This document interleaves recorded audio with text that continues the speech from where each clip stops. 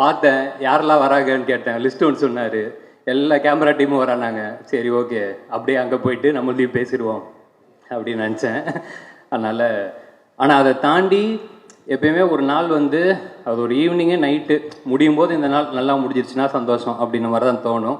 ஆனால் இன்றைக்கி நாள் வந்து காலையிலே ஓவர். இப்படி ஒரு ஃபங்க்ஷன் என் வாழ்க்கையிலையும் பார்த்ததில்ல.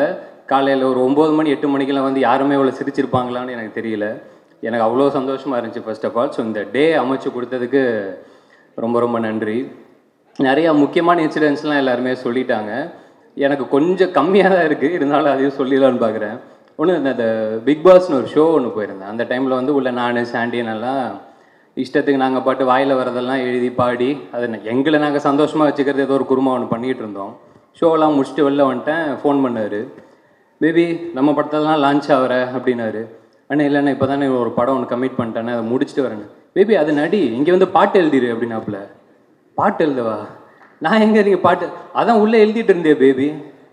அண்ணா என்னண்ணே இவ்வளோ வெகுலியாக இருக்கிறீங்க, இப்படிலாம் இருந்தீங்கன்னா உங்களை சினிமாவில் ஏமாற்றிடுவாங்களே, நான் எழுதின பாட்டை நம்பி எனக்கு வந்து கூப்பிட்றீங்கன்னா.